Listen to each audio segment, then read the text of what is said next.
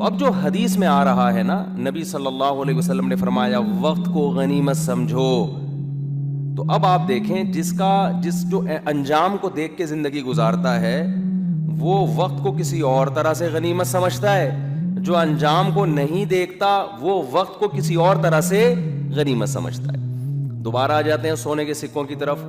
کمرے میں سکے پڑے ہوئے ہیں، ایک آدمی کو پتا ہے کہ میں جب باہر نکلوں گا تو 1 کے 1.5 دینے پڑیں گے، وہ وقت کو غنیمت کسی اور انداز سے سمجھے گا، وہ کہے گا اس وقت سکے جمع کرنا فل ٹائم ویسٹنگ ہے، وقت کا ضائع کرنا ہے، کوئی اور کام کرو۔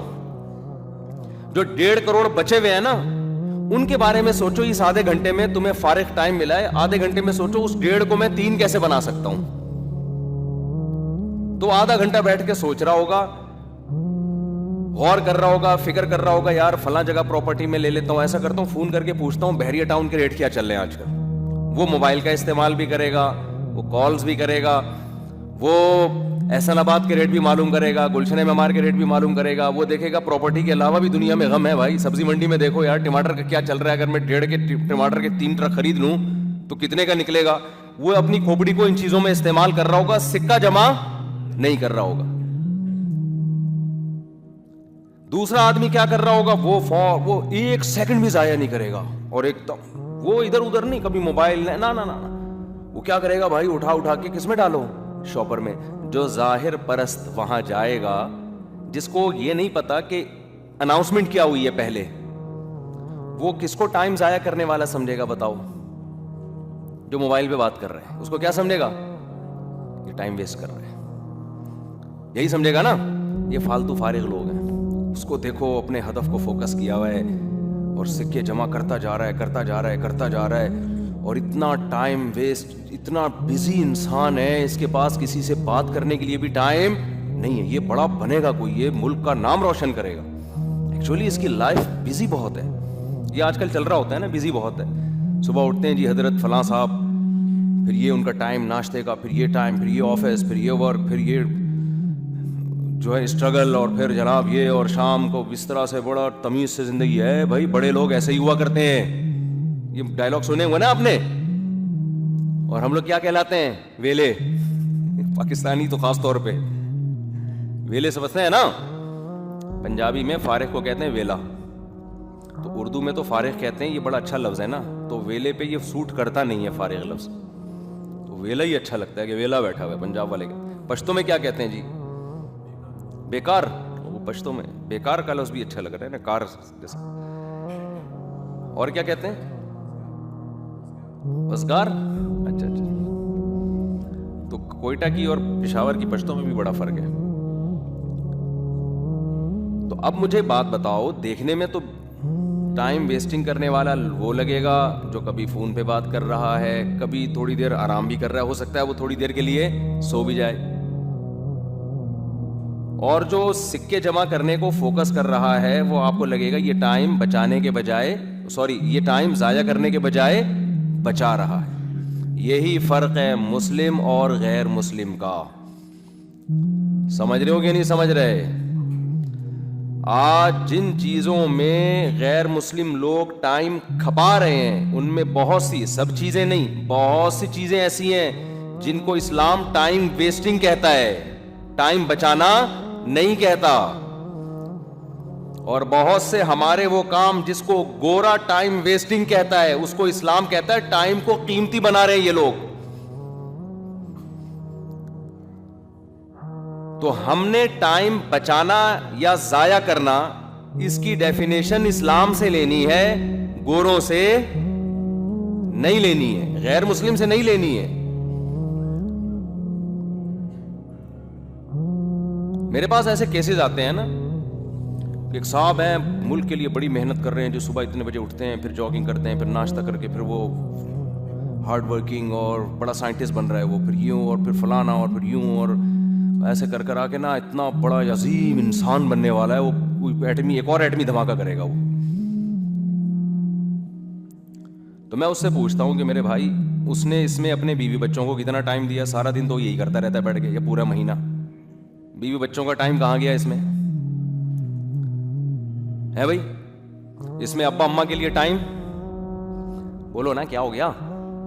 ابا کو کب ٹائم دیتا ہے، اماں کو کب دیتا ہے؟ پورے مہینے اسی میں لگا رہتا ہے، بہن بھائیوں کے لیے کوئی وقت نکالتا ہے کہ نہیں نکالتا؟ اللہ میاں کا ٹائم کہاں گیا جو فجر کی نماز، ظہر کی نماز، عصر کی نماز، مغرب کی نماز، عشاء کی نماز؟ تو پتہ ہی ہمارے لبرل لوگ کہتے ہیں یہ دقیانوسی والی باتیں مولویوں کی، اسی وجہ سے ہم لوگ ترقی نہیں کر رہے۔ گو رہے نے ایک محنت، ہدف، حالانکہ اتنا ہے نہیں جتنا ہم بنا کے پیش کرتے ہیں۔ وہ چند لوگ وہاں بھی چند لوگ ہوتے ہیں جو بالکل وقفات، ورنہ ان لوگوں کے ہاں آوارہ گردی ہم سے بھی زیادہ ہے۔ اگر وہ سارے پڑھے لکھے ہوتے تو ہمارے ڈاکٹر، ہمارے سائنٹسٹ وہاں جا کے تھوڑی جاب کر رہے ہوتے، ان کے پاس وہ بندہ ہی نہیں ہے۔ میٹرک تک گن پوائنٹ پہ پڑھا دیتے ہیں وہ لوگ، اس کے بعد چند لوگ ہی نکلتے ہیں آگے۔ لیکن فرض کر لو محنت محنت محنت محنت محنت، تو بھائی اس محنت کا جو رزلٹ نکلے گا وہ رزلٹ کیا نکلے گا؟ اگر آپ آخرت کو مانتے ہو، نہیں مانتے تو پھر تو یہ ساری تقریریں، یہ ساری بحثیں ہی فضول ہیں۔ دیکھو قرآن شروع جہاں سے ہوتا ہے نا، ذالک الکتاب لا ریب فیہ ھدی للمتقین الذین یؤمنون بالغیب۔ غیب کا کیا مطلب؟ وہ باتیں جو سائنس کی پہنچ سے بالاتر ہیں، اس پر ایمان لے کر آتے ہیں۔ تو جب تک اس پر ایمان نہیں لے کر آتے، آپ کے لیے آگے قرآن مجید پڑھنا اس کا کوئی فائدہ نہیں ہے۔ ہاں اس نیت سے پڑھو کہ میں غیب پر ایمان لانا چاہتا ہوں، اگر مجھے دلائل سے ثابت ہو جائے۔ کوئی کافر اس نیت سے پڑھتا ہے کہ میں سمجھوں تو صحیح قرآن کہہ کے آ رہا ہے، نہیں ہے، لیکن وہ اس نیت سے کہ اگر مجھے حق بات ملی تو میں فالو کروں گا، تو وہ غیب پر بھی ایمان لے آئے گا۔ تو اگر آپ کا غیب پر، غیب کسے کہتے ہیں؟ دیکھو سائنس اور ٹیکنالوجی، سائنس جو ہے وہ نام ہے اس چیز کا کہ ہمیں ہمارے حواس کے ذریعے تو تجربہ حاصل ہوگا نا، جو ایکسپیرینس ہوگا، دیکھنے سے، سننے سے، محسوس کرنے سے، یہ جو ہمارے حواس ہیں، تو جو چیزیں ان کے ذریعے جن چیزوں کی نالج ہمیں حاصل ہوگی، ایک سائنٹسٹ اس نالج کو اکٹھا کر کے ایک ضابطہ اور کلیہ بنا کے پیش کرتا ہے۔ مثال کے طور پر نیوٹن درخت کے نیچے سو رہا تھا، اوپر سے سیب آ کے گرا، یہی ہوا نا بھائی، یہی ہے نا، اوپر سے سیب گرا تھا تو اس نے کہا گریوٹی، بھائی زمین میں کیا ہے کچھ۔ اب سائنسدان چونکہ کھوپڑی استعمال کرتا ہے، تو کھوپڑی استعمال کرنے کا فائدہ یہ ہوا کہ اگر ایک عام آدمی بیٹھا ہوتا یا لیٹا ہوتا اور سیب آ کے گرتا تو اس کا سر چکرانے کے علاوہ کچھ بھی حاصل نہیں ہوتا، وہ سیب کھا لیتا، میرے بیان سنے ہوتے تو چھیل کے کھاتا، ڈاکٹروں کے مشورے پر عمل کرتا تو بغیر چھیلے کھاتا، کیونکہ اس میں وٹامن زیادہ ہوتے ہیں چھلکے میں، ڈاکٹر کہتے ہیں۔ میں ڈاکٹروں سے کہتا ہوں چھلکے میں وٹامن زیادہ تو ہوتے ہیں لیکن وہ ہضم کرنا مشکل کام ہے۔ بعض لوگوں کا معدہ پاورفل ہوتا ہے، وہ ہضم کر لیتے ہیں، تو ہمیں اس پہ کوئی اعتراض نہیں ہے، ہمارا نہیں ہضم کرتا یہ نہیں، تاکہ کچھ ہضم تو کر لیتا ہے لیکن ٹائم لگاتا ہے نا، تو جلدی سے جو تھوڑے وٹامن جلدی سے مل جائیں، یہ ان بڑے زیادہ وٹامن سے بہتر ہے جو آپ کو گیس پیدا کر رہے ہیں پیٹ کے اندر، اس سے دوسرے کو بھی وٹامن ملنا شروع ہو جاتے ہیں، پھر سمجھ رہے؟ تو ایسی چیز کھاؤ نا جو آرام سے ہضم ہو جائے۔ تو خیر، اب نیوٹن کی کھوپڑی تھی نا، صحیح کام کرتی تھی، تو نیوٹن نے کیا کیا، اپنے حواس کے ذریعے، حواس استعمال ہوئے نا اس کے، اوپر سے جب سیب آ کے گرا، آنکھوں سے دیکھا، اگر کھوپڑی پہ لگا تو کھوپڑی سے محسوس کیا اس نے، اگر نہیں لگا سائڈ پہ گر گیا تو آنکھوں سے دیکھا تو نا، تو تجربے سے اس کو ایک نالج ہوئی۔ پھر اس نے اور بھی تجربے کیے کہ ہر چیز اوپر سے جب آتی ہے تو نیچے ہی آتی ہے، تو اس سے ایک ضابطہ اور کلیہ نکالا اس نے۔ کلیہ کیا نکالا؟ کلیہ یہ نکالا، ضابطہ یہ نکالا، قانون یہ نکالا کہ بھئی یہ زمین ہی کی طرف آ رہی ہے، تو زمین کا ایک ماس ہے نا، زمین میں کثافت ہے، کمیت ہے، تو جس چیز میں بھی کمیت زیادہ ہو، کثافت زیادہ ہو، اس میں کھینچنے کی پاور اتنی ہی زیادہ ہوگی۔ تو چاند پہ جا کے سائنسدانوں نے دیکھا کہ ہمارا وزن 10 گنا کم ہو رہا ہے، تو اسی ضابطے سے انہوں نے یہ اصول نکالا کہ چاند زمین سے 10 گنا چھوٹا ہے، تو ایک لا نکال دیا نا اس نے۔ لیکن اس لا کو جو اخذ کیا گیا، یہ مشاہدے کی بیس پہ کیا گیا، اس سے آگے نہیں سائنسدان جا سکتے. اب آپ مجھے بتاؤ کہ انسان کا مشاہدہ, انسان کی سماعت اور یہ تمام چیزیں لامحدود ہیں یا محدود ہیں؟ بولو نا, زور سے بولا کریں آپ لوگ.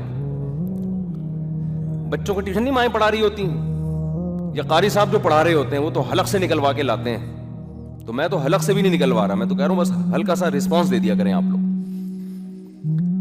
تو جو تجربہ سائنسدان کرتے ہیں وہ بھی تو انسان ہی ہوتے ہیں نا, یا ابھی تو جنات میں تو میرا خیال ہے ابھی تک میں نے کوئی سائنسدان دیکھا نہیں ہے.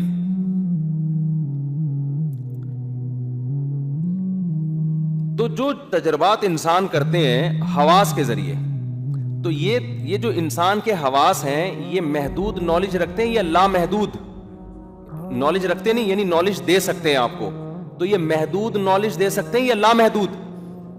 محدود دے سکتے ہیں نا. یہ آپ کہہ سکتے ہیں نہیں بھائی ہم آلات کے ذریعے, جو ہم آلات استعمال کرتے ہیں اس سے ہم اپنی آنکھ سے, جیسے خوردبین لگا کر ہم دیکھتے ہیں, تو ہماری آنکھ جہاں تک دیکھتی ہے خوردبین کے ذریعے ہم اس سے بھی آگے دیکھ سکتے ہیں, تو وہ خوردبین بھی محدود ہی دے گی. وہ آپ کے, یعنی آپ نے وہ آلات استعمال کر کے اپنی صلاحیت کو بڑھا دیا ہے, لامحدود پھر بھی نہیں کیا.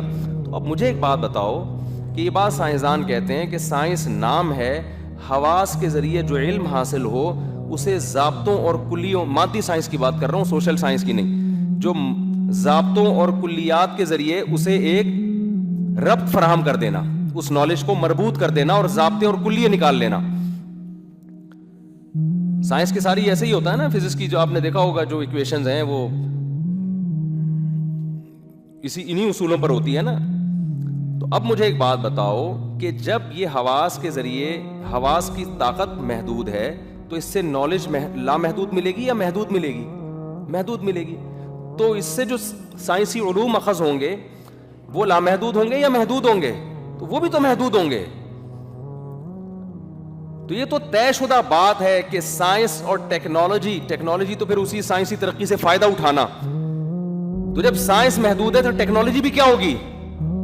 محدود ہی ہوگی نا. ایسی ٹیکنالوجی نہیں ہو سکتی کہ جو چاہے کر لیں آپ. ہم اصل میں یہ دیکھ رہے ہوتے ہیں آج کی ٹیکنالوجی کو پچھلے 100 سال سے کمپیئر کر رہے ہوتے ہیں کہ ابے پہلے تو یہ بھی نہیں تھا اب یہ بھی آ گیا, پہلے تو یہ بھی نہیں تھا اب یہ بھی ہو گیا, پہلے تو یہ بھی نہیں تھا اب یہ بھی ہو گیا. تو اس سے ہمارے دماغ میں ایک وسوسہ پیدا ہوتا ہے کہ یہ سب چیزیں لامحدود ہیں, انسان کے پاس علم کیا ہے؟